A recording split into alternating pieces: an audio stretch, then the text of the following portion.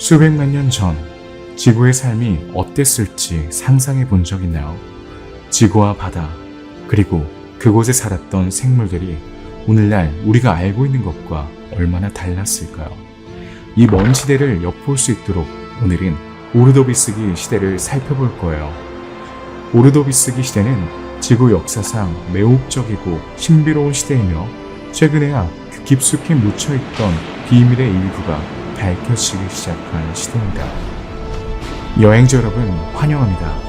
오늘 우리는 평범한 인간에게는 극복할 수 없을 것 같은 장애물에도 불구하고 생명이 어떻게 발전하고 번성했는지 알아보기 위해 시간을 거슬러 올라가는 여행을 떠납니다.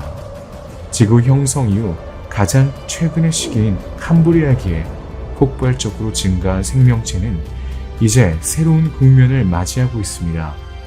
빙하기와 외계현상 사이에서 우린 현재의 인류가 현재의 모습으로 발전하지 못할 수 있다는 그 사실을 발견하게 될 겁니다. 구석기 시대의 바다 깊은 곳으로 떠나는 새로운 모험을 떠나기 전에 영상을 좋아요를 누르고 채널을 구독하여 하나도 놓치지 마세요. 감사드리며 즐거운 여행 되세요.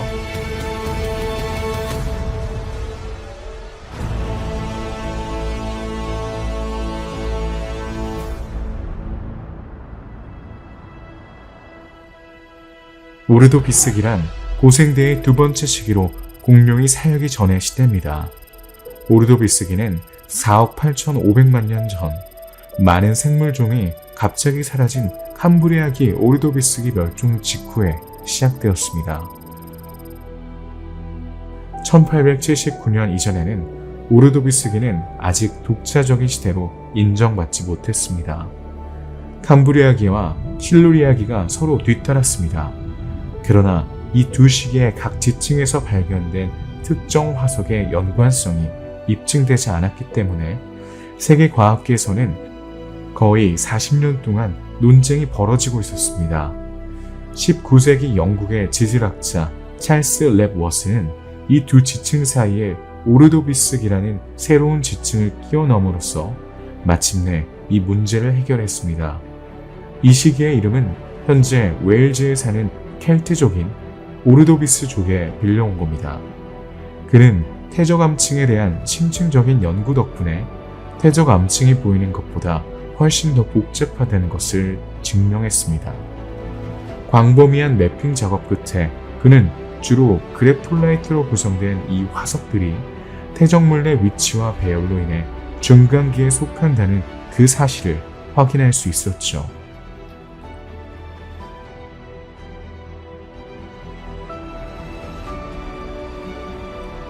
오르도비스기 시대는 7단계로 구분되는데 세 시대로 나뉩니다. 4억 8,500만 년 전부터 4억 7,100만 년 전까지는 트레마도기 및 플로안기를 포함하는 오르도비스기 하부입니다. 이어서 4억 7,100만 년 전부터 4억 6천만 년 전까지의 오르도비스기 중기에는 다핀기 그리고 다리 윌리언기가 포함됩니다. 오르도비스기 상부 오르도비스기는 4억 6천만 년 전부터 4억 4,400만 년 전까지의 시기로 마무리가 됩니다. 후자는 샌드비안기, 카티아기, 마지막으로 히르난티아기의 세 단계로 구성됩니다. 하지만 왜, 그리고 무엇보다도 어떻게 이 먼 시기를 여러 부분으로 나눌 수 있을까요? 오르도비스기를 구성하는 4,100만 년 동안 특정 종은 매우 특정한 시기에 출현했습니다. 이 7단계의 연대기를 확립할 수 있었던 것은 이들의 연속적인 발견, 특히 연대 측정 덕분입니다. 가장 오래된 트레마도기에는 지금은 멸종한 코노돈트 종인 이아페토그나투스 플럭티바구스가 출현할 시기로 정의할 수 있습니다. 이 표본은 주요 이빨 모양의 돌출부의 측면 방향이 현대 코노돈트와 구별됩니다. 이 화석의 흔적은 주로 미국 대륙, 카자흐스탄, 중국 허베이성에서 발견되었습니다.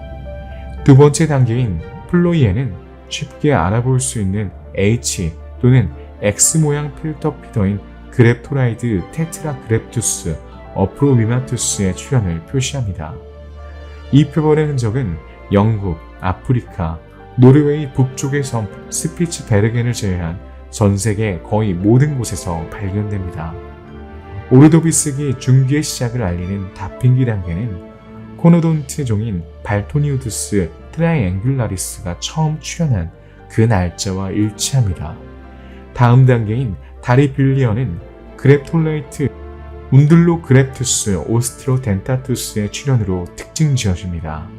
중국 이창시 근처의 황하창 구간은 이 두 단계의 세계 기준 지층으로 인정받고 있습니다. 마지막으로 오르도비스기에는 샌드비안기, 카티안기, 히르나난기의 그랩토라이트 종인 네마그랩투스 그라슬레스, 디플라칸투 그랩투스 카오다투스, 노몰루그랩투스 엑스트라 라다리우스가 연속적으로 출현했습니다. 이들의 층서 기준점은 스웨덴, 미국, 오클라호마, 중국 후베이성에 있습니다.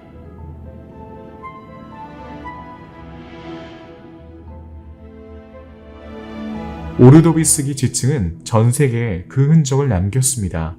이를 통해 지구 역사에서 이 시기에서 대륙이 어떻게 배치되었는지 알 수 있습니다. 지질학적으로 볼 때 캄브리아기와 오르도비스기 사이에는 지구는 거의 변하지 않았습니다. 육지는 여전히 주로 남반구에 위치했습니다. 북반구는 여전히 거의 전부가 판탈라스해의 물로 덮여 있습니다. 시베리아 대륙과 로렌시아의 일부만이 북반구에 진입했습니다. 부분적으로 얕은 바다로 덮여 있는 초대륙 곤드와나는 거의 남반구 전체를 차지하고 있습니다. 여기에는 남아메리카, 아프리카, 인도, 호주, 남극 대륙이 포함됩니다.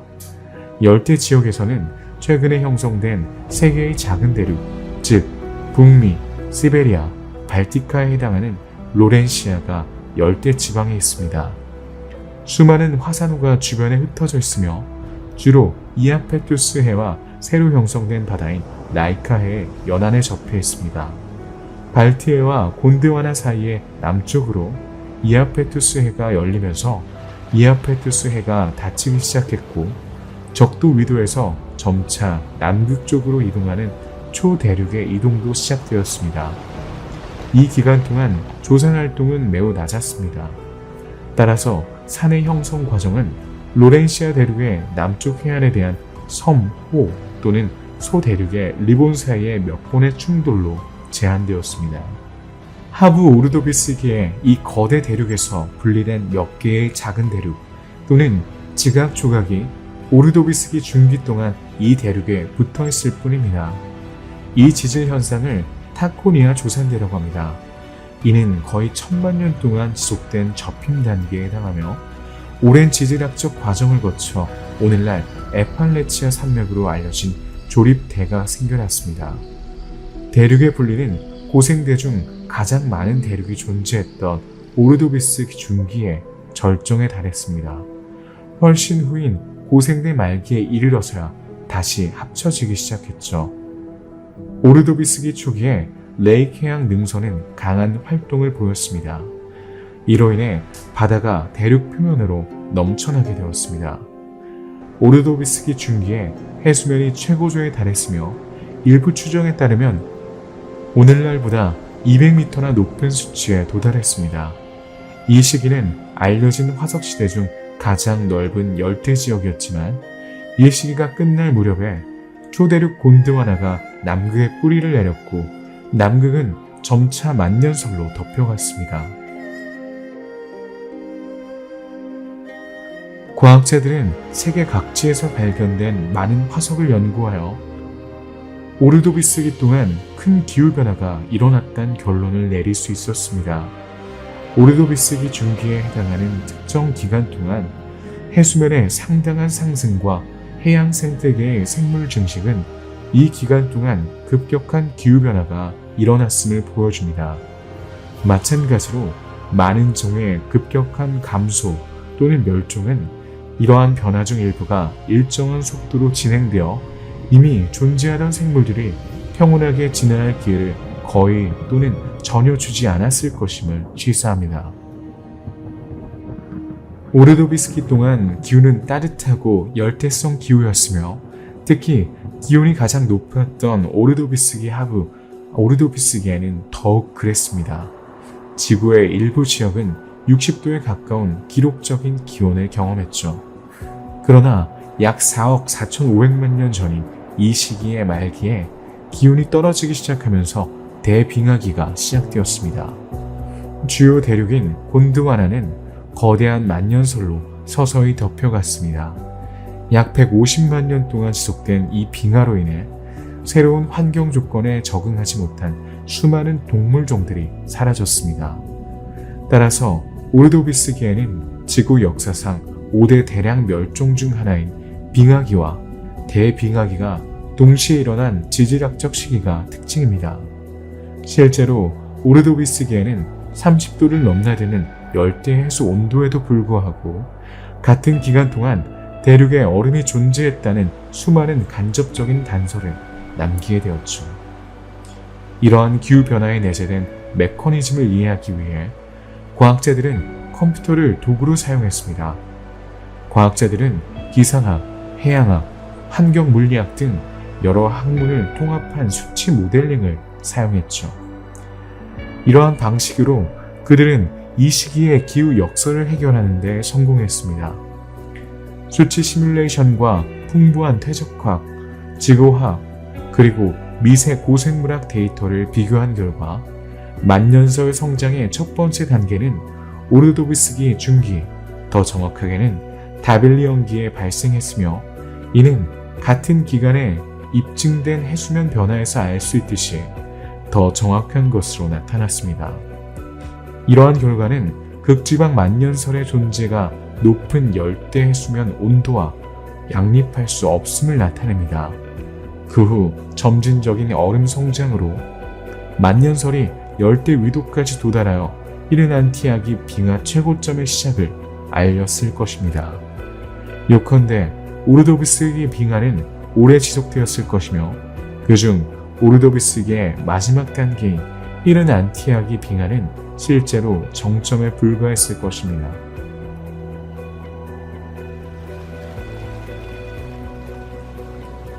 오르도비스기에는 비교적 따뜻한 기후 덕분에 매우 번영한 시기였습니다. 이미 존재했지만 주로 해저 근처에 있던 생명체들이 놀라운 방식으로 번성했습니다. 이 시기는 오르도비스기 생물 다양성의 대격변으로 정의됩니다.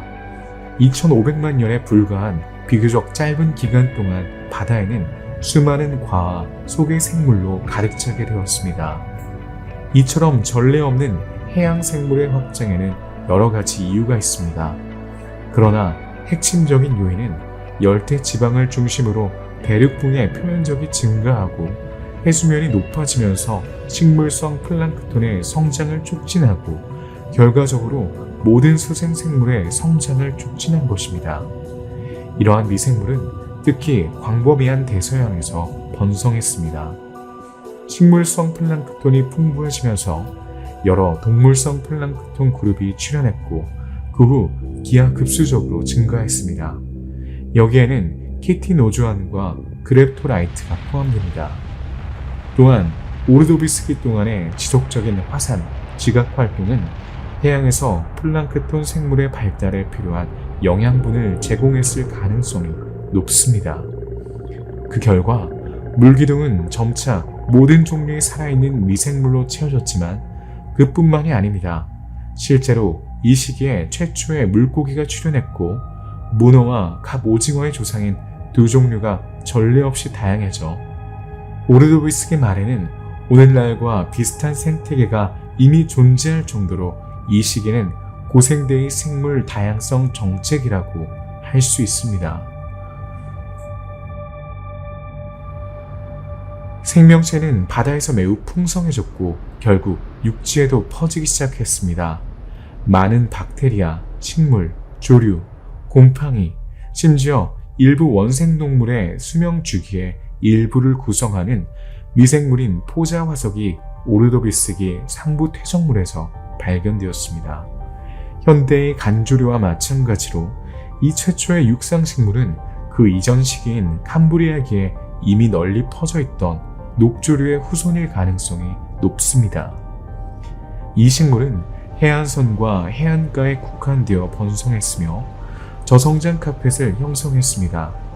같은 시기에 연구된 화석 중에서는 최초의 육상 곤류의 존재를 밝혀낸 화석도 있습니다.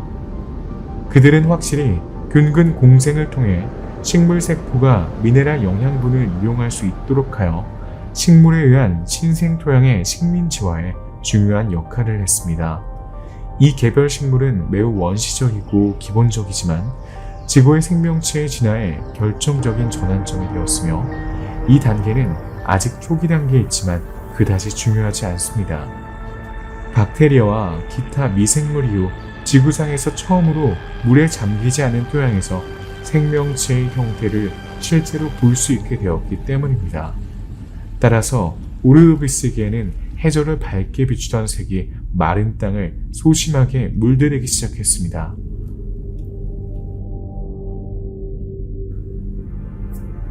이 과도기는 지구의 지질학적 역사에서 결정적인 시기임에도 불구하고 오랫동안 간과되어 왔습니다.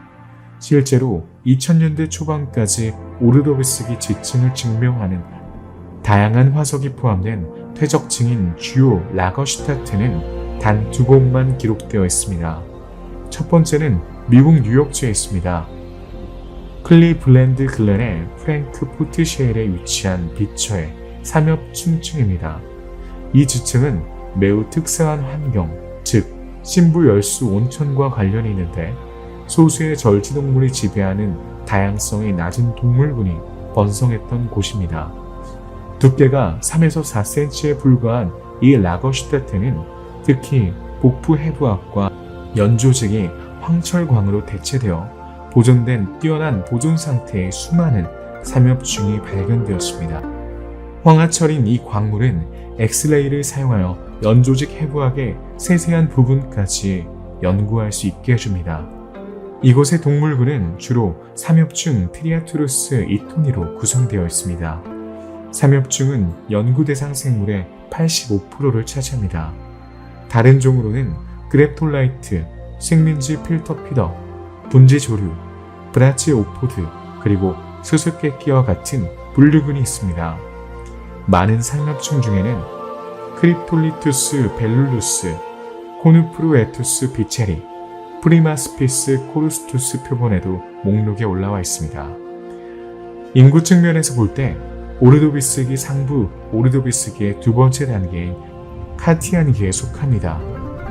오르도비스기부터 2000년대까지 두 번째로 입증된 라거슈타트는 남아공에서 발견되었습니다. 이것이 바로 수물시엘입니다. 오르도비스기 마지막 시기인 히른 안티안기의 인구를 반영합니다. 이곳에서는 보존 상태가 양호한 덕분에 원양생물, 즉 물기둥에 사는 생물의 유골만 발견되었습니다. 절지동물, 두 종류, 코논돈트, 아그나탄 어류 등이 여기에 포함됩니다. 그러나 이 두 보존 지역은 다른 곳과 마찬가지로 이전 시기인 캄브리아에 수집된 것만큼 많은 정보를 제공하지는 못합니다. 오르도비스기 말기에만 관련된 새로운 요소를 제공하기 때문에 더욱 그렇습니다.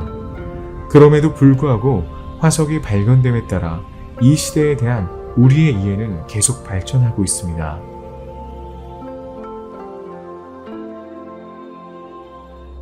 (21세기) 초 모로코 남부 자구라 북쪽의 한 계곡에서 성캠브리아기 초기 동물 다양화에 대한 과학자들의 이해에 혁명을 일으킨 중요한 고생물학적 발견이 이루어졌습니다. 바로 라거슈타텐 레페주아타 화석입니다. 이 지역에서 발견된 보물의 중요성 때문에 일부에서는 모로코의 오르도비스기 버지스 셰일이라고 명명하기도 했습니다. 이 저장소는 오르도비스기 퇴적층이 매우 잘 보존되어 있지만 더 중요한 것은 풍부하고 매우 다양한 해양 동물상이 발견되었다는 점이며 그중 일부는 하부 오르도비스기에 기인한 것입니다. 오르도비스 진화를 이해하는 데 중요한 역할을 하는 이곳은 세계에서 가장 중요한 100대 지질 유적지 중 하나로 선정되었습니다. 페주아타 유적지가 주목받는 이유는 오르도비스기 첫 단계인 트레마도기 점토층이 주로 형성되었기 때문이죠. 거의 200만 년 동안 지속된 것으로 추정되는 이 점토층에는 다양한 화석이 포함되어 있어 고동물군을 연구할 수 있습니다. 캄브리아기의 버지스 셰일에서 발견된 것과 유사한 갑각류 화석이 페주아타 점토에서 발견되었습니다. 페주아타 점토가 퇴적되기 약 4천만 년 전인 캄브리아기 중기에 이 동물군이 사라졌다고 믿었던 고생물학자들에게는 놀라운 일이 아닐 수 없습니다. 이 고동물군 또한 오르도비스기 하부 오르도비스기에는 존재가 알려지지 않았던 왕관목 분류군도 밝혀냈습니다. 페주아타 동물군은 삼엽중의 주류를 이루지만 극비 절취동물, 고세균충, 환연동물, 연체동물, 브라치오포드, 원추동물도 매우 풍부하게 포함되어 있습니다. 그랩토라이트도 풍부합니다.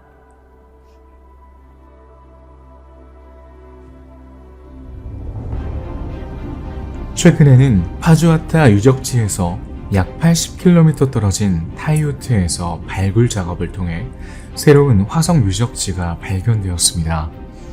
이 유적지는 몇 가지 측면에서 페주아타 유적지와는 다릅니다. 첫째, 수백만 년 더 젊다는 점입니다.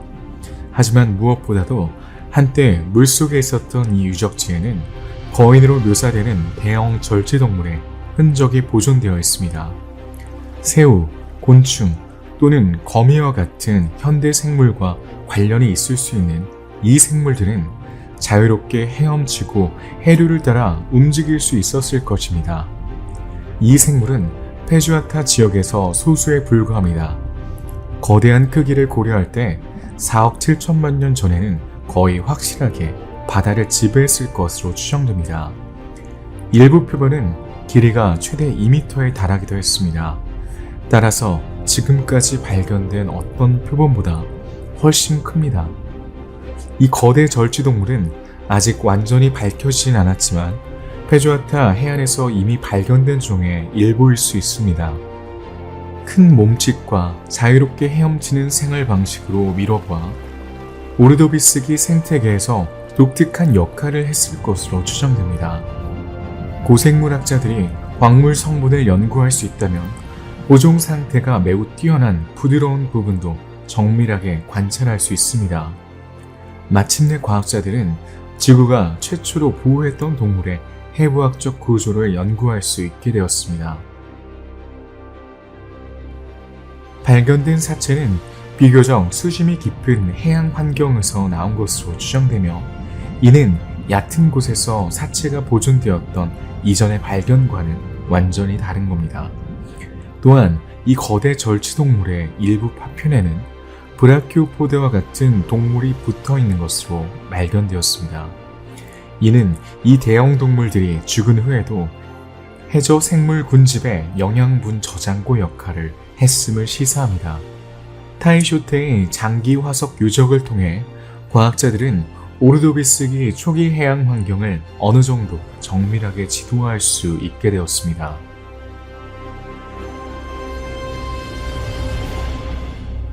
오르도비스기 시대는 거의 알려지지 않은 시대로 남아 있습니다. 그러나 이 시기는 캄브리아기 초기에 나타난 생물체의 진화와 다양화에 있어 중요한 시기였습니다. 이 시기에 관한 데이터는 상대적으로 부족했지만 2020년에 가장 유명한 캄브리아기 유적지에 버금가는 보존 상태를 자랑하는 화석이 매우 풍부한 새로운 유적지가 발견되면서 남은 공백을 일부 메울 수 있을 것으로 보입니다. 이곳은 영국 웨일즈 중부에 위치한 캐슬뱅크 유적지입니다. 이곳의 퇴적층과 화석은 약 4억 6,200만 년 전 중기 오르도비스기까지 거슬러 올라갑니다. 170여 종의 다양한 생물이 기록되어 있으며 그중 대다수는 고생물학자들에게 완전히 새로운 종입니다. 모로코의 페주아타 유적지와는 달리 캐슬뱅크 유적지에는 매우 축소된 생태계가 존재합니다. 실제로 대부분의 화석은 길이가 1에서 3mm를 넘지 않는 매우 작은 크기입니다. 이는 이전 시기와 비교했을 때 화석의 크기가 현저히 줄었음을 증명합니다. 하지만 보존 상태가 매우 뛰어나 연구자들에게 새로운 정보를 풍부하게 제공하고 있습니다.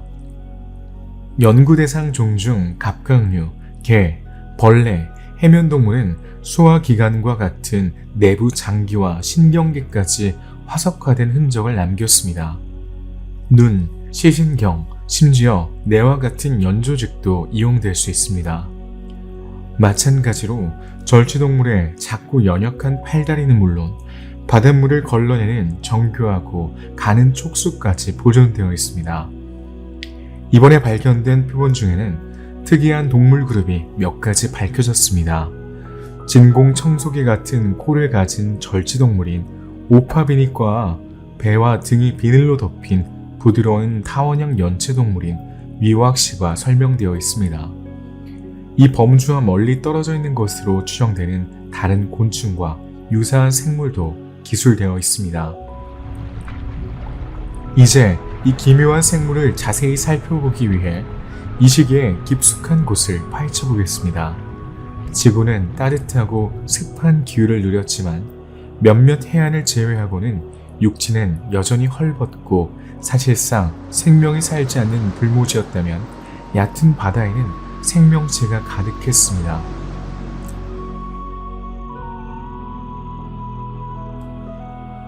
이 진화 단계에서는 무척추 동물이 매우 풍부했지만 여전히 무척추 동물들이 대부분을 차지했습니다. 극비동물은 두 개의 밸브 사이에 부드러운 부분이 들어있는 껍질을 가진 동물입니다. 조개와 같은 이메페류와 비슷하지만 껍질 안의 신체 부위는 매우 다릅니다. 게다가 조개의 판막은 조개의 판막과 대칭적으로 다릅니다. 두 판막 중 더 큰 판막에서 페디클이 나와서 이 브라키오포드가 해저에 부착할 수 있게 해줍니다. 브라치오포드는 프로토스토맨으로 현존하는 두 개의 복종류 중 그룹 중 하나이며 브라이오 조개와 함께 조개류에 속합니다. 수각류는 군집을 이뤄 사는 이끼동물입니다. 이끼는 수목이나 레이스펜 등 다양한 형태를 취합니다. 이상하게도 산호와 비슷하지만 산호는 아닙니다. 각 개체는 딱딱한 표면에 부착된 수목성 탄산칼슘 골격을 분비하게 됩니다. 주오이드라 불리는 각 개체는 보통 길이가 1mm도 채 되지 않으며 자신만의 작은 오두막에서 생활합니다.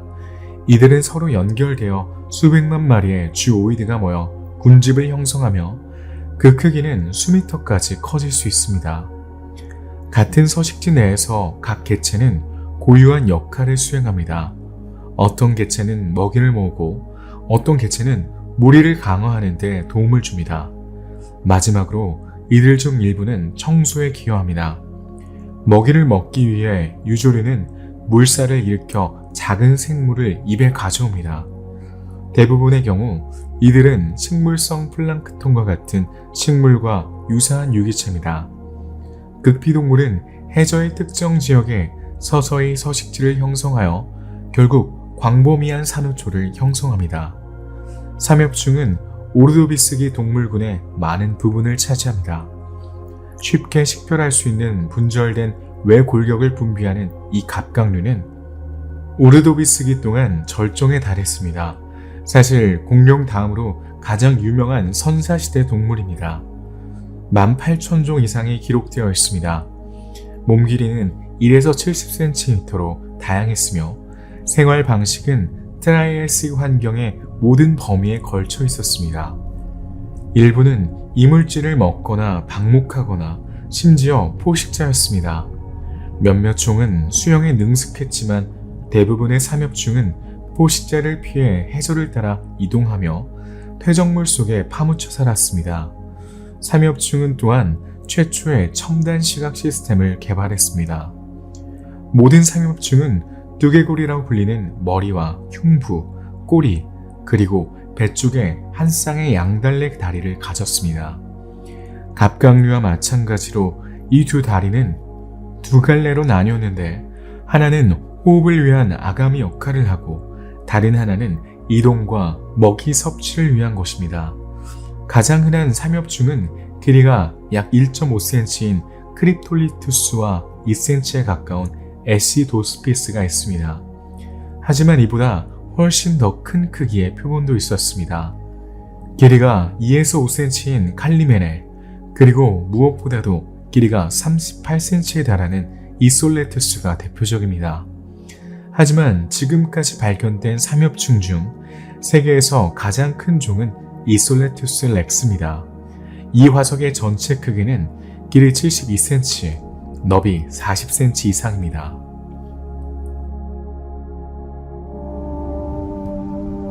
해저는 또한 많은 절지동물로 덮여 있었습니다. 유리테리드 또는 자이언토스트라카는 많은 종 중 하나입니다. 유리테리드는 현대의 전과알과 모양이 비슷해 바다 전갈이라고도 불립니다. 유리테리드는 길쭉한 몸통에 관절이 있는 긴 꼬리를 가지고 있습니다. 가슴에는 무시무시한 집게가 있고 머리에는 여러 쌍의 눈이 있습니다. 지느러미 역할을 하는 한 쌍의 다리는 커다란 수영용 패들로 끝이 나 있습니다. 마지막으로 대부분의 종은 꼬리 끝에 가늘어지는 가시가 있는데 이는 먹이에 독을 주입하는 용도가 아니라면 열상을 입히는 용도로 사용되었을 수 있습니다. 유린목의 크기는 매우 다양했으며 환경적 요인, 생활 방식, 분류학적 친밀도에 따라 달라졌을 겁니다. 대부분의 절지동물은 몸집이 작고 청소 보였던 반면 유립테리드는 의심할 여지 없이 구석기 시대 바다에서 가장 두려운 포식자 중 하나였으며 보통 몸 길이가 1m에 달했습니다. 일부 표본은 길이가 2m가 넘기도 했습니다. 메가그랩투스는 또 다른 절지동물 종입니다. 가장 오래된 유립테리드로 알려져 있습니다. 발견된 표본 중 가장 큰 크기의 표본은 길이가 78cm에 달했습니다. 동족과 마찬가지로 세 번째 다리쌍에 가시가 있습니다. 다양한 부속기가 있는 큰 가시는 부드러운 태적물 속에 숨어 있거나 보이지 않는 먹이를 찾는 데 도움이 되었을 것입니다. 꼬리의 마지막 부분인 텔스는 독이 없더라도 먹이를 먹을 때 먹잇감을 찢는 데 도움이 되었을 것입니다.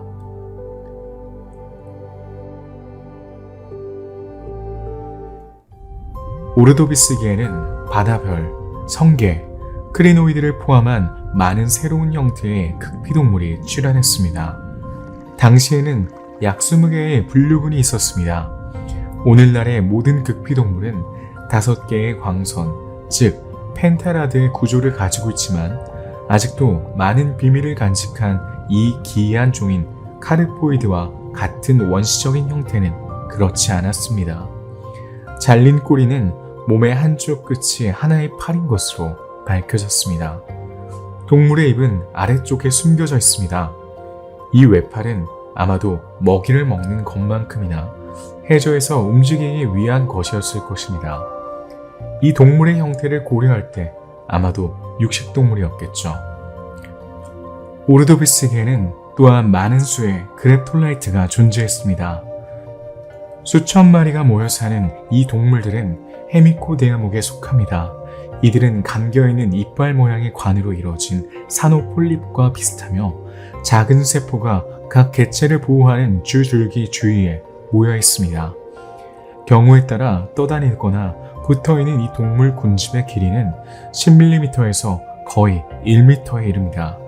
다양한 그랩토라이트 속의 이름은 가지의 모양과 그 수를 나타냅니다. 예를 들어 모노그랩투스는 선형 가지가 하나이고 디디모그랩투스와 테트라그랩투스는 각각 2개와 4개가 있습니다. 스피로그랩투스는 나선형 가지가 하나 있습니다. 두 종류는 지배적인 포식자였습니다. 두 종류는 여러 개의 구획된 구멍으로 이루어져 있어 챔버형 껍데기라고 불리는 긴 껍데기 앞에서 살았습니다. 나선형 껍질을 가진 두 종류도 있지만 직립형 두 종류로 분류되는 두 종류도 있습니다. 이름에서 알 수 있듯이 일직선의 껍질을 가졌습니다. 카메로카메라의 경우 길이가 최대 6m에 달할 정도로 매우 컸습니다. 또 다른 종인 스트랩토케라스는 보통 길이가 1m 정도였습니다. 두 종류는 강력한 포식자로서 물 기둥 사이를 마음대로 움직였습니다. 두 종류는 껍데기의 여러 방에 있는 공기의 양을 조절하여 부력을 조절했습니다. 몸 안에 들어있는 공기를 강제로 배출하는 반작용으로 움직일 수 있었죠. 보호 껍질을 가진 오징어처럼 이 포식자는 먹이 사슬의 최상위에 있었습니다. 강한 촉수 덕분에 탐나는 먹잇감, 특히 퇴적물에 많이 서식하는 삼엽충을 능숙하게 잡을 수 있었습니다. 트로피를 입으로 옮기기만 하면 되었죠. 이 부리 모양의 입은 촉수 중앙에 있었어요. 현대 두 종류 그룹에서 이 껍질은 상당히 축소되었거나 심지어 완전히 사라졌습니다. 오늘날에도 이 껍질이 남아있는 표본의 경우 비교적 작은 내부 구조에 지나지 않았습니다. 현대의 두 종류에는 오징어, 문어, 노틸러스, 갑오징어가 포함됩니다. 이 모든 작은 생물을 먹이기 위해 수많은 연체동물이 해저에 늘어서 있습니다. 그 중에는 복종류 또는 이메페류 그룹이 있습니다. 이 그룹에는 조개, 가리비, 굴, 홍합이 포함됩니다. 페류층을 형성하는 이 여과성 먹이 생물들은 몸의 양쪽에 동일한 모양의 두 개의 밸브와 옆으로 압축된 굴을 파는 발을 가지고 있습니다. 각 껍데기의 위쪽 가장자리에는 보통 여러 개의 이빨과 구멍이 있으며 이 이빨과 구멍은 반대편 껍데기의 이빨과 맞물려 경첩을 형성합니다. 다른 연체동물들도 해저에 많이 살았는데 복종류가 바로 그것입니다. 달팽이와 민달팽이도 이러한 생물 다양성에서 중요한 역할을 했습니다. 달팽이와 달리 민달팽이는 껍질을 분비하지 않습니다. 하지만 심장, 소화기관, 아가미, 신경계 등 내부 장기는 동일합니다. 달팽이는 독특한 코일형 또는 나선형 외피로 구별할 수 있습니다.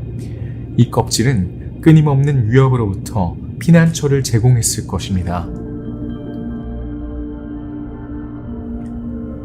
오르도비스기 해저는 또한 산호로 뒤덮여 있는데 각 산호는 이전보다 더 화려했습니다. 루고사 산호처럼 최대 1m까지 자랄 수 있는 외골격을 분비하는 뿔 모양의 산호도 있었죠. 이 산호는 혼자서도 살 수 있지만 많은 동료들과 함께 모여 대규모 군락을 형성하기도 합니다. 다른 산호와 마찬가지로 이 산호도 단순한 돌덩어리 그 이상입니다. 내부에 자리 잡은 폴립 형태의 동물은 성장에 맞춰 골격도 진화하고 있습니다.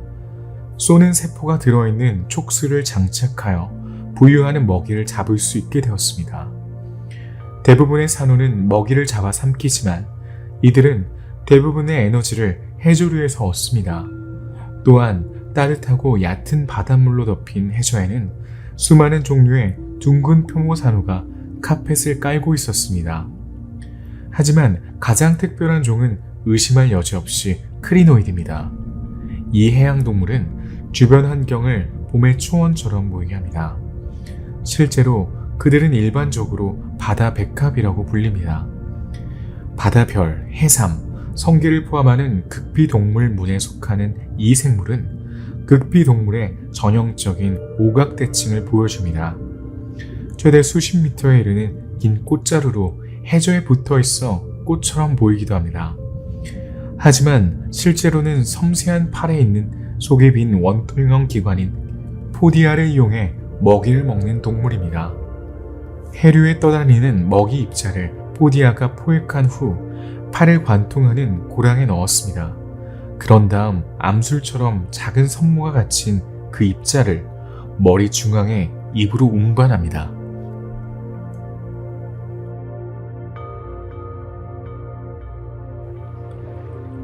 구석기 시대 해저에 서식하는 무척추 동물 중에는 해면 동물군에 속하는 동물도 있습니다. 이들은 오르도비스기 시대에 산호초를 만드는 생물로서 매우 중요한 역할을 했습니다. 스트로마 토포로이드는 라멜라라고 불리는 층으로 석회화된 스폰지입니다. 이 각판 사이에는 기둥이라고 불리는 수직 구조물과 갤러리라고 불리는 작고 뚜렷한 방이 있습니다. 이 갤러리에는 음식물을 포획하고 숨을 쉬는 역할을 하는 육모세포가 늘어서 있으며 층 사이로 물이 순환됩니다. 표면에는 돌기가 보이는데 이 돌기는 아마도 이 구조를 통해 물이 흡수되고 흐르는데 기여한 젖꼭지일 겁니다. 화석이 증언하듯이 스트로마토포로이드는 오르도비스기 동안 연체동물과 극비동물 중 다른 많은 종과 공존했습니다.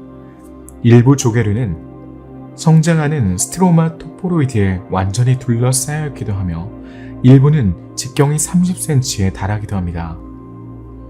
그러나 이 두 종은 스트로마포로이드의 다공성 구조의 한쪽 끝에서 다른 쪽 끝으로 물이 흐르면서 조화롭게 공존합니다.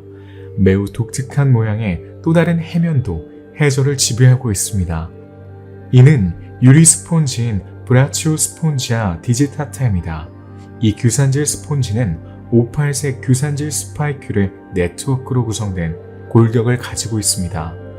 컵 모양의 구조는 6개에서 12개의 손가락처럼 구부러진 일련의 연장선이 특징입니다. 마지막으로 아울라세라 플럼베리가 있습니다. 이 길쭉한 유기체는 몸통과 비슷합니다. 일부 표본은 높이가 5m에 달하기도 합니다. 우린 이 동물들이 군집 생활을 하며 해저를 다소 울창한 겨울숲처럼 보이게 하고 먹이와 포식자가 서로를 쫓고 쫓기는 모습을 상상할 수 있습니다. 마지막으로 오르도비스기 시대에 최초로 발견된 척추동물은 아그나탕입니다. 이 물고기는 여전히 지구상에서 가장 먼저 출현한 척추동물입니다. 이들은 턱과 하악골이 없는 유기체입니다. 아그나탄의 입은 현대의 램프풀이나 해그피쉬처럼 슬림 모양으로 둥그렇고 이 시기의 유일한 생존자였습니다. 대부분의 아그나탄은 연골 골격과 최소 7개의 아가미 주머니를 가지고 있었습니다. 이 물고기는 한 쌍의 지느러미와 위가 없었지만 빛에 특히 민감한 손과 채 눈을 가지고 있었습니다. 아그나탄의 몸 길이는 최대 30cm에 달했습니다. 오르도비스기에는 식물의 세계에도 많은 변화가 일어났습니다. 석회질 조류, 녹조류, 갈조류가 번식하고 다양해지면서 남조류가 피해를 입었습니다. 남조류는 산호초를 만드는 데 필수적인 역할을 했지만 점차 산호와 유조류로 대체되었습니다.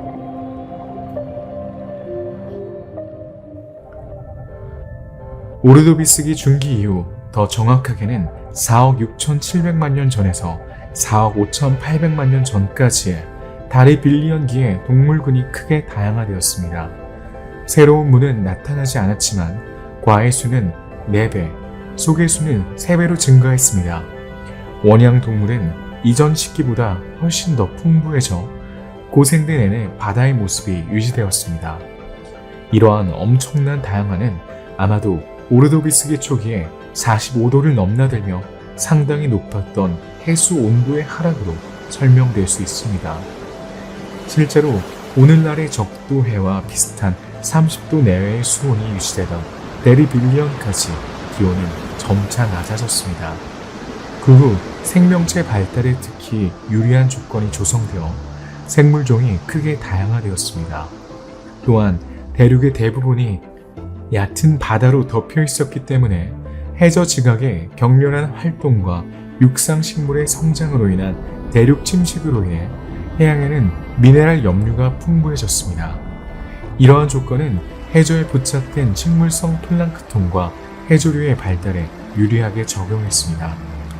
그 결과 먹이 사슬이 말 그대로 강화되어 여과먹이, 방목자, 모든 종류의 1차 소비자, 그리고 사실상 포식자의 다양화가 촉진되었습니다.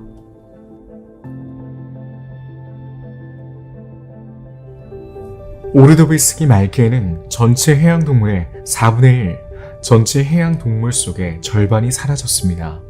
이는 오르도비스기 위기로 더 잘 알려진 최초의 대규모 생명체 멸종입니다. 그렇다면 지구가 이 지경까지 되기까지 어떤 일이 있었을까요? 과학자들에 따르면 모든 종의 70% 이상이 사라진 것은 지구가 겪은 엄청난 빙하기 때문이라고 합니다. 일부 연구자들에 따르면 이 생물학적 위기는 약 100만 년에 걸친 두 가지 멸종 단계로 나눌 수 있다고 합니다. 대륙 이동에 의해 촉발된 기후 냉각은 해수 온도의 하락으로 이어졌을 것입니다. 그 후 빙하가 유도되어 고위도까지 남쪽으로 뻗은 만년설이 형성되었습니다. 차갑고 산소가 풍부한 물이 이전에는 산소가 부족했던 지역으로 퍼지면서 무산소 환경에 적응한 생물들이 사라졌을 것입니다. 얼음의 팽창으로 해수면이 낮아지면서 대양은 대량의 물을 잃었을 것입니다. 그 결과 얕은 바다에 사는 생물은 큰 고통을 겪었을 것입니다. 그런 다음 빙하기가 끝나면 해수면이 상승하여 이번에는 따뜻하고 산소가 부족한 바다가 확장되어 더 많은 멸종이 일어났을 것입니다.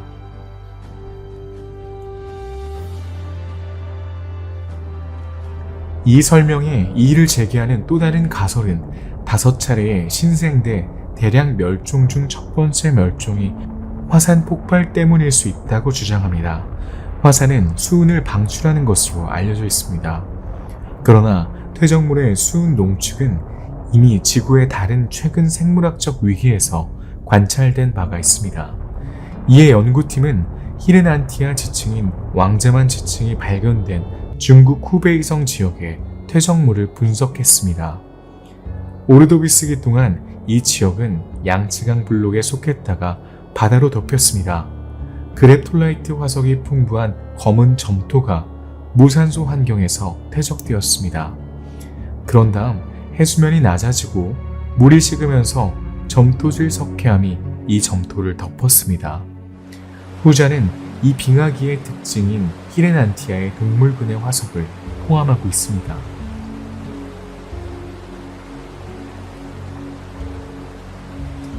이후의 점토는 빙하기 이후 해수면 상승을 나타냅니다. 그러나 점토 석회암이 퇴적되기도 직전에 수은 농축이 측정되었고 빙하 기간 내내 지속되었다는 것이 밝혀졌습니다. 두 번째 농축은 빙하 후 점토 석회암이 도착하기 직전에 발생했습니다. 이 지역이 고립된 대륙인 로렌시아 대륙에 속해 있던 네바다에서도 비슷한 관찰이 이루어졌습니다. 과학자들은 이러한 수은 배출이 화산 활동의 정점에 해당한다고 추론했습니다. 이 두 번의 활동 정점은 오르도비스기의 두 번의 멸종 단계와 일치합니다. 따라서 연구자들은 초화산으로 인한 폭발로 엄청난 양의 이산화탄소와 메탄이 방출되어 지구 기온이 떨어지고 극지방의 만년설이 발달했을 것이라는 가설을 세우고 있습니다.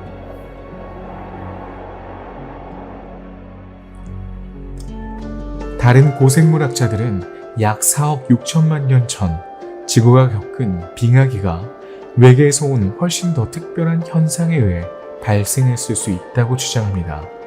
즉, 겨울은 우주에서 왔다는 것입니다. 첫 번째 가설은 두 소행성 사이에 격렬한 충돌을 언급합니다.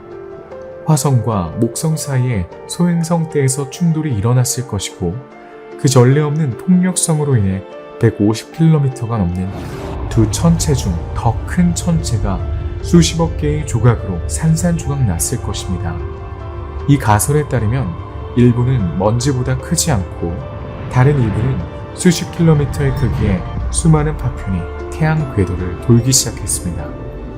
작은 파편들의 궤도가 바뀌면서 점차 우리 별에 가까워졌고 그 결과 지구에 가까워졌습니다.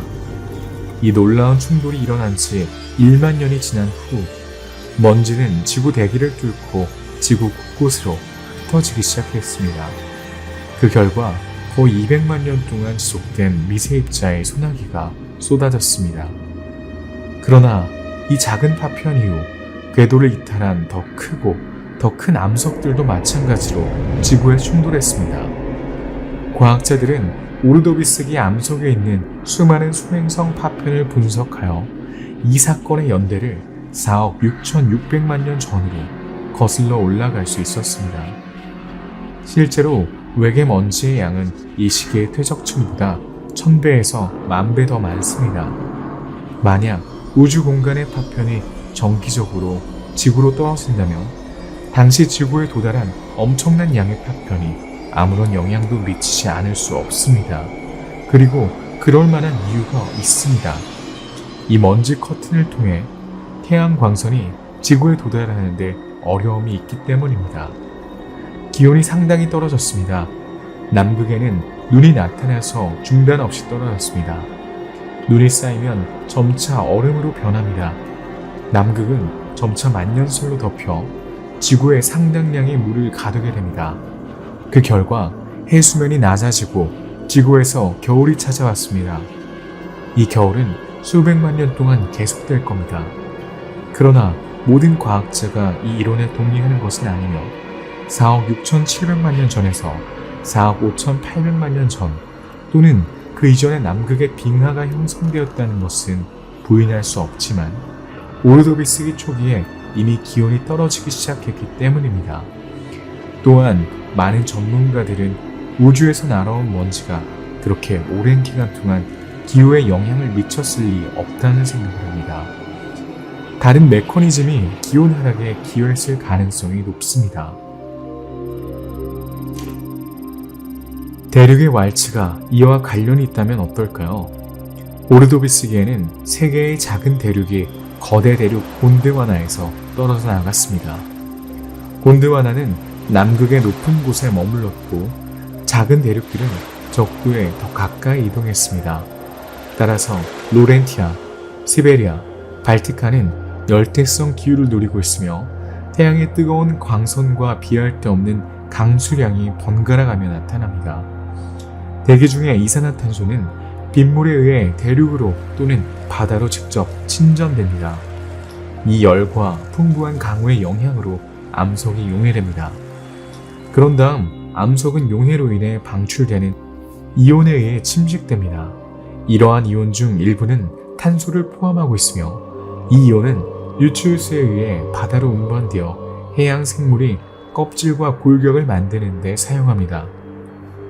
이산화탄소는 대기 중에서 필연적으로 감소하기 때문에 더 이상 온실 기능을 수행하지 못합니다. 지상 기온은 대기 중 이산화탄소의 양에 직접적으로 의존하기 때문에 이산화탄소가 감소하면 기온도 떨어집니다.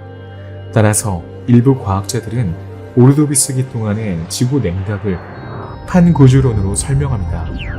마지막으로 논란의 여지가 있긴 하지만 이 대량 멸종을 설명할 수 있는 또 다른 이론이 있습니다. 이것은 지구에서 수천광 년 떨어진 곳에서 죽어가는 별이 폭발한 초신성 폭발과 관련이 있습니다.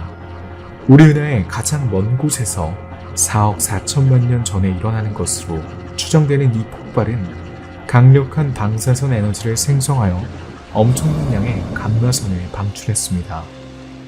빛의 속도로 긴 여정을 마친 감마선은 불행히도 전례 없는 힘으로 대기를 뚫고 푸른 행성에 충돌했습니다.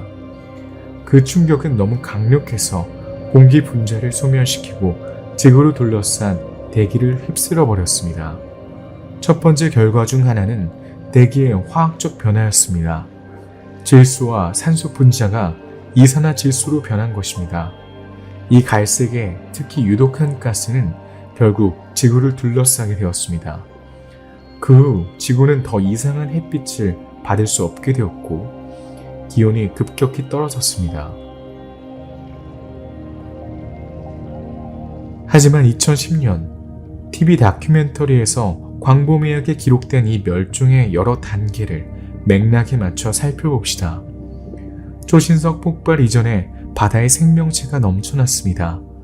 태양은 찬란한 하늘 아래에서 밝게 빛나고 있었고 열대 바다에서는 생물종이 대규모로 번식하고 있었습니다. 따뜻하고 습한 지구에서 처음으로 생명이 자리를 잡아가고 있는 듯 했습니다. 일부 종은 특히 얕은 대륙분 바다에서 물 밖으로 나오기 시작했습니다. 하지만 역설적이게도 지표면에서는 생명체가 살기 어렵고 지구가 금성처럼 황무지처럼 보이는 것은 사실입니다. 산소 농도가 너무 낮아서 현대의 어떤 동물도 제대로 숨을 쉴 수 없습니다. 그 당시 지구를 지배했을 고요함을 상상해 보세요. 절대적인 고요함이죠. 하지만 지구에서 6,000광년 떨어진 곳에서 죽어가는 별의 초신성 폭발로 인해 이 올림픽의 평온이 깨지기 직전입니다. 극에서 강력한 방사선이 폭발합니다. 우주에서 가장 격렬한 현상인 감마선 폭발이죠. 이 초신성은 단 10초 만에 태양 1000개를 합친 것보다 더 많은 에너지를 방출합니다. 이 감마선은 빛의 속도로 우주를 여행합니다. 멀리 떨어져 있지만 안타깝게도 지구도 예외는 아닙니다. 하지만 다행히도 대격변은 대기를 날려 우주로 보내지 않을 만큼 충분히 멀리 떨어져서 발생했습니다. 따라서 감마선은 대기의 상층부를 투과할 수 있습니다. 오로라처럼 감마선은 희귀한 아름다움의 장관을 연출합니다. 그러나 그 영향은 결정적이고 무엇보다도 파괴적입니다. 초신성 폭발 후 몇 초 안에 이 치명적인 광선은 공기 분자를 파괴하고 대기를 날려버립니다. 대낮에도 볼 수 있는 이상한 행동의 별이 우리 태양에서 멀지 않은 곳에 서 있습니다. 이는 초신성의 잔해로 완전히 사라지기 전에 몇 달 동안 더 볼 수 있습니다. 언뜻 보기에 이 먼 곳에서 일어난 대격변은 지구의 생명체에 거의 영향을 미치지 않은 것처럼 보이지만 사실은 그렇지 않습니다. 그 후 몇 시간 동안 멸종은 실제로 시작되었지만 미시적인 수준에서 이뤄졌습니다. 감마선이 지구를 통과하는 동안 오존층의 30%가 파괴되어 태양의 자외선이 지구에 도달할 수 있게 되었기 때문입니다. 이 빛은 너무 밝아서 사하라 사막 한가운데서보다 50배 더 강렬하게 보입니다.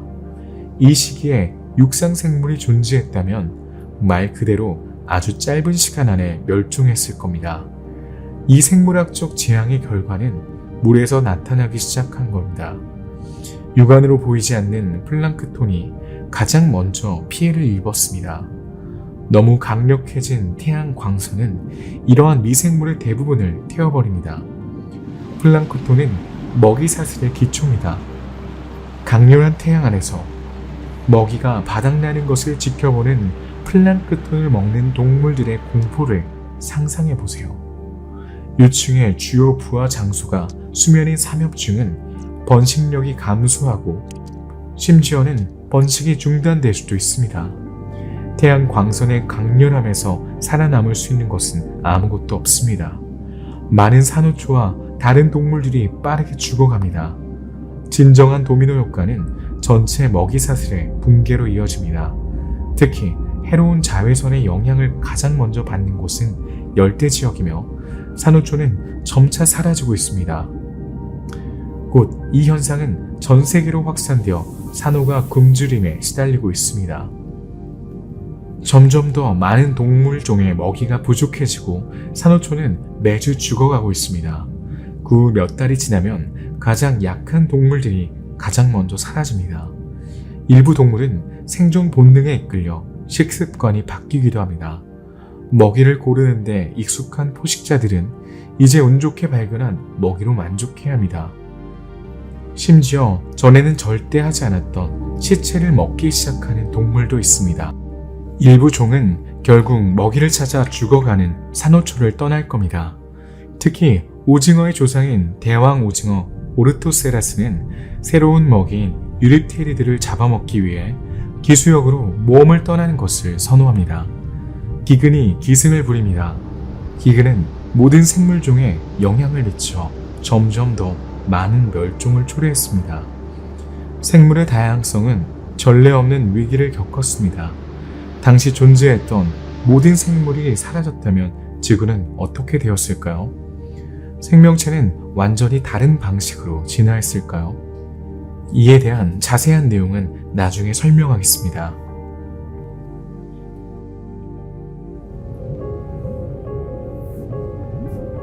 그 후 몇 달 동안 흩어져 있던 대기 분자들이 지구의 구주위를 소용돌이 쳤습니다.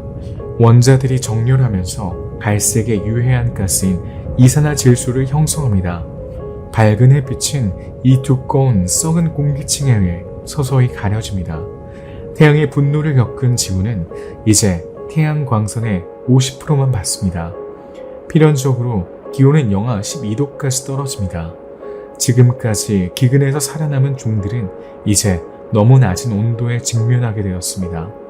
특히 노틸로이드는 몇 달 전에 낳은 알이 제대로 성장하지 못한 것을 목격하고 있습니다.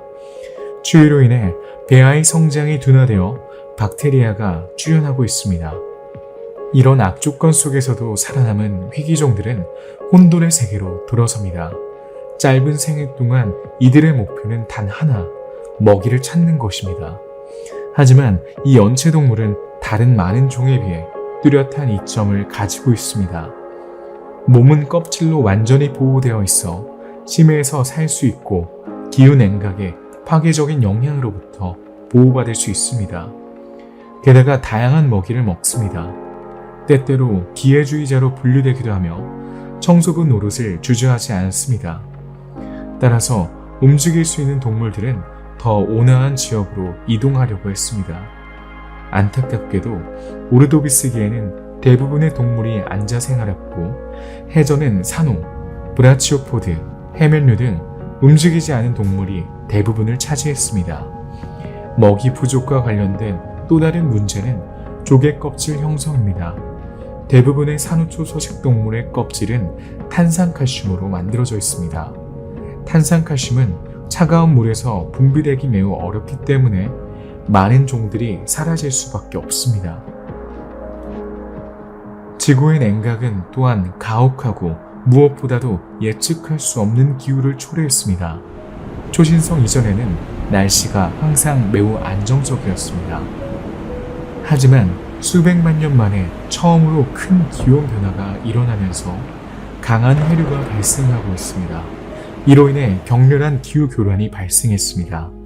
지금까지 비교적 평화로웠던 지구는 이제 영구적으로 지구 표면을 휩쓸고 지나가는 카테고리 5 허리케인에 직면하게 되었죠. 저항하기에는 너무 약한 많은 동물들이 바위에 부딪혀 죽습니다. 아직 싸울 수 있는 동물들은 너무 난기류가 심한 수면에서 멀리 떨어진 심해로 피신처를 찾습니다.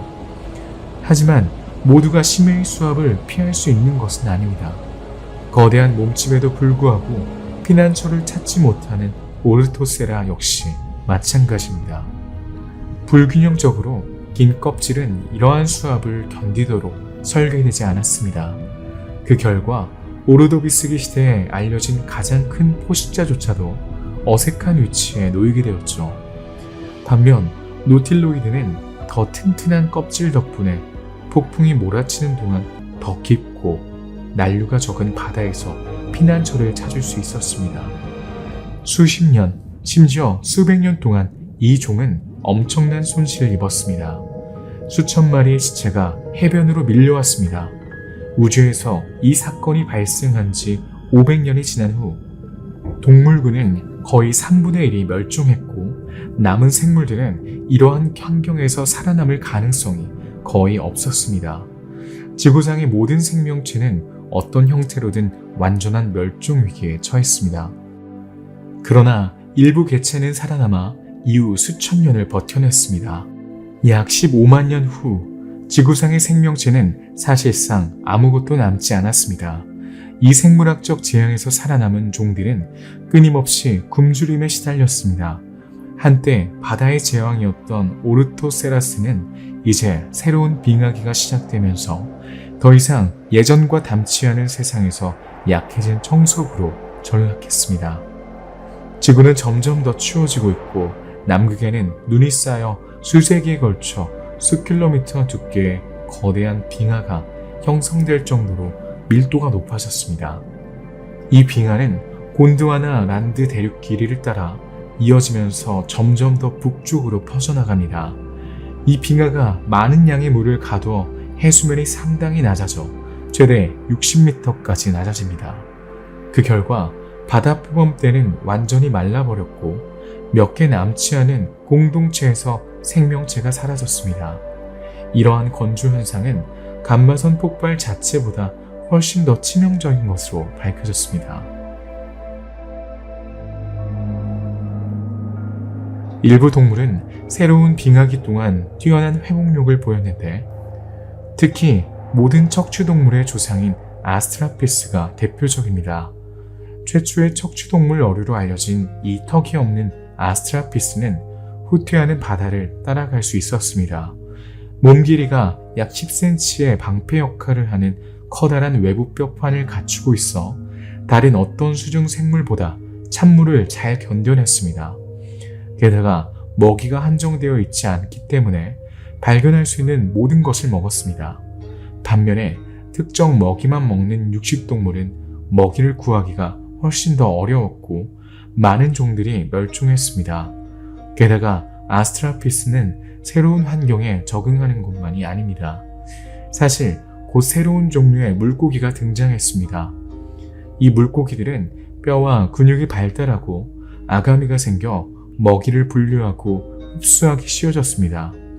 완전히 변화된 세상에서 바다의 움직임을 따라간 물고기는 아스트라피스만이 아니었습니다.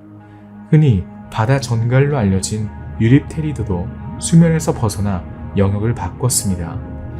심지어 먹이 사슬의 주요 라이벌인 오르토세라스가 극한 환경에서 살아남지 못하자 그 자리를 대신했죠. 아스트라피스는 오르토세라스의 절반 크기였기 때문에 먹이에 대한 필요성이 훨씬 적었고 이는 생존에 훨씬 유리한 요소였습니다. 이 빙하기 동안 지구는 완전히 다른 양상을 보였습니다. 해수면이 낮아지면서 새로운 지형이 드러났습니다. 해면, 산호, 절지동물이 만들어낸 산호초는 뼈대만 남은 채 부분적으로 드러났어요. 이 산호초에서 살아남은 희귀종들은 특히 빙하가 점차 아열대 지방을 침범하면서 냉각에서 살아남지 못했습니다. 거대한 빙산은 과거 열대 지역으로 떠돌아다니며 수천 년 된 산호를 포함한 모든 것을 짓밟았습니다. 해마다 해수면은 계속 낮아지고 있습니다. 생명체는 간신히 버티고 있지만 아직 살아남은 생명체들은 바다를 따라잡기 위해 고군분투하고 있으며 수생 서식지는 점점 더 좁아지고 있습니다. 안타깝게도 초신성의 연쇄적인 결과는 아직 끝나지 않았습니다. 이 위기가 시작된 지 50만 년이 지난 지금, 지구는 온난화의 조짐을 보이고 있기 때문에 생존자들은 곧 새로운 기후변화에 직면하게 됩니다. 빙하가 녹기 시작하고 있습니다. 빙하기에 적응했던 종들은 생존을 위해 다시 한번 새로운 기온에 적응해야 할 것입니다. 일부 종은 전례 없는 행동을 취하며 눈에 띄는 모습을 보입니다. 유립 전갈이 가장 좋은 예입니다. 세계에서 가장 큰 포식자인 이 바다 전갈은 먹이의 사체를 해안으로 옮기기 시작했습니다. 일부 표본에서 발견된 폐의 발달로 알 수 있듯 육지에도 진출했습니다. 아스트라피스의 사촌인 아칸토디아스도 턱이 발달했죠. 이들은 더 이상 해조류를 먹는 것으로 만족하지 않습니다. 이 청소부들은 이제 고기를 자르고 더 쉽게 먹이를 구할 수도 있습니다. 이런 식으로 그들은 먹이 사슬의 상층부로 올라갔습니다. 이 오랜 적응 과정에서 역할이 뒤바뀌었죠. 포식자가 먹잇감이 되고 그 반대의 경우도 마찬가지였습니다. 하지만 어쨌든 생명은 연약해 보일지라도 견뎌냈습니다.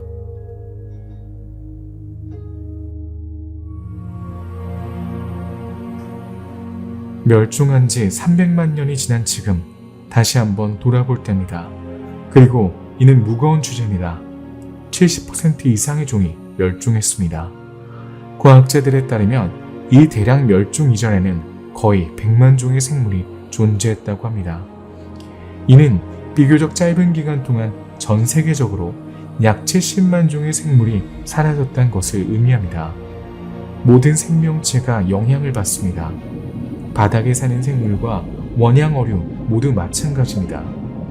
그러나 이 생물학적 위기로 인해 주요 동물 집단이 완전히 사라지지 않았다는 점에서 생물계의 역사에 미친 영향은 그렇게 치명적이진 않았습니다. 생명체는 모든 예상을 뛰어넘은 놀라운 회복력을 보여주었습니다. 이 시기가 끝나면 지구는 점차 열대기후로 돌아가 다양한 동식물 종에게 약간의 휴식을 제공할 겁니다. 하지만 이 휴식기가 새로운 생물 다양성을 허용할 만큼 충분히 길어질까요? 여러분은 이미 답을 알고 계실 것 같은데요.